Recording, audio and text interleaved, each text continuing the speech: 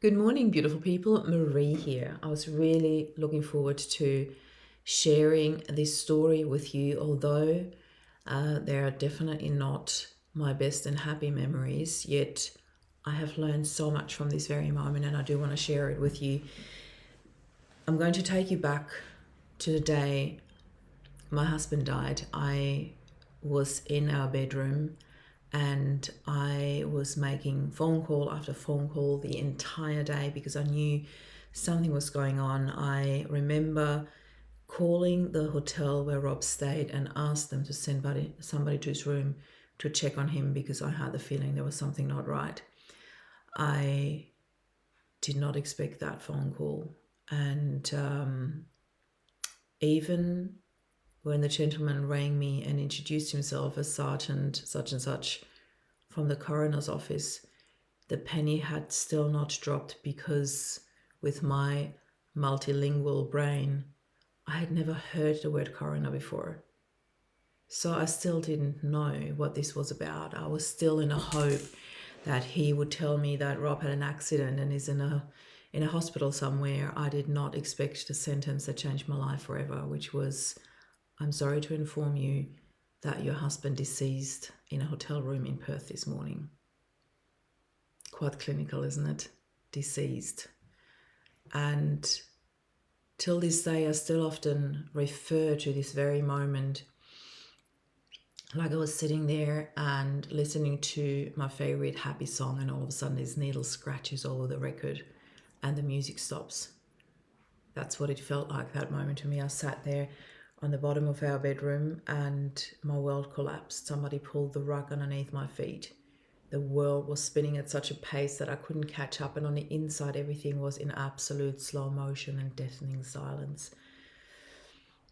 Why am I sharing this with you? Because I feel that a lot of you might be able to relate to this analogy, the day the music stops. And I want to fast forward a couple of months after that moment. I was standing in our kitchen and I was cutting some vegetables and cooking dinner for the boys. And all of a sudden I started singing Love is in the Air. That was our song. I was singing it to Rob so often, and still to the day when I hear that song, I have to think of him. And it was almost like our hymn. I would sing it and it would be us. There's no special memory attached to this song. There's thousands of little memories attached to this song, just singing it to him and feeling that song in my heart when I thought of Rob. So that was my song for him. And I'm standing in the kitchen and I'm starting to sing this song, and I remember how my voice just left me midway through the first line. And I also remember that this moment was a very conscious moment of, this is my choice. I can stop singing or I can give it my all. And I gave it my all. I was definitely not singing on top of my lungs that day, but I did sing that song. It was probably the most unenthusiastic version of it I ever sung, but I knew it was so important to sing it to get back into this choosing love, choosing happiness, choosing joy in our lives. And I knew how important that was for us. I knew how much we needed it. It's not that I felt it on the inside, but I could see there was that little ember that ignited that flame within me that made me sing, and it was blown out straight away by my doubt, by my upbringing. I'm not supposed to be happy. I'm not supposed to be feeling like that. I'm not supposed to be singing songs of love when my husband has just died. Yet, why not? Why wouldn't I be singing? Most of you will probably be sitting there going, well, you just gave yourself the answer. Your husband just died. Yes. However, there's the perspective question. When I think of Rob's perspective, looking down on Marie in the kitchen, I know that he would want me to sing. I know that he needed to hear me sing just as much as I needed to hear it, just as much as I needed to feel it. And that's why I'm sitting here sharing this with you. I want you to restart the music in your life.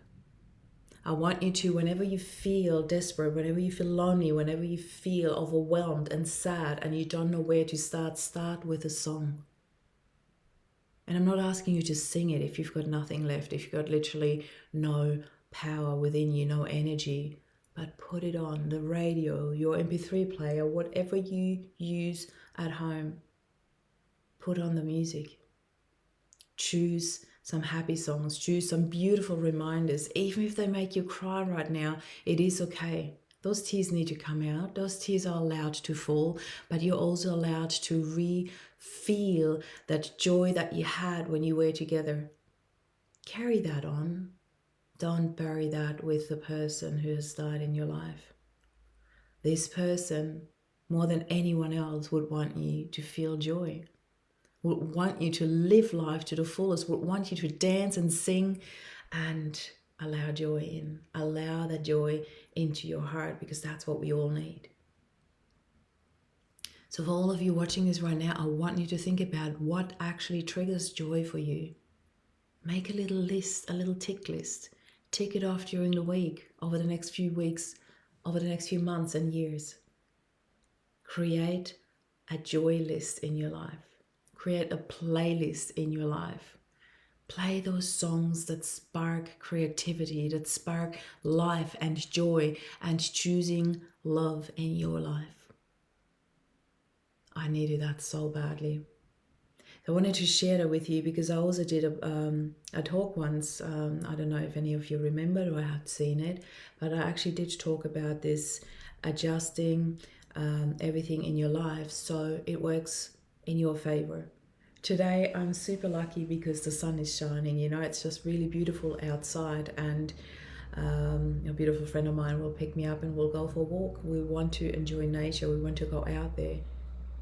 But whatever you do or wherever you are right now, choose something that lifts your mood. Pick a song. Make it a soundtrack of your life today. We have so many choices in our lives that we often neglect because we are too busy being absorbed by the pain or looking at all the things that we have lost in life that are no longer here. All it takes is a 180-degree turn to look at what we do have, to look at the choices that we do have, to look at the music that is still playing for us, that we can choose, that we can pick, that we can create, that we can add to our playlist, to our daily joy and happy song list. Do you have a happy list on your phone? I do. I do have a favorite song list, a happy song list. I need that on days where I wake up and I'm not feeling it. And believe me, I too have those days. On those days, I love putting on a song before my feet actually hit the ground, because that's what inspires me, that's what spikes my mood, and that's what really touches something in your heart that only music can do. Add music to your life.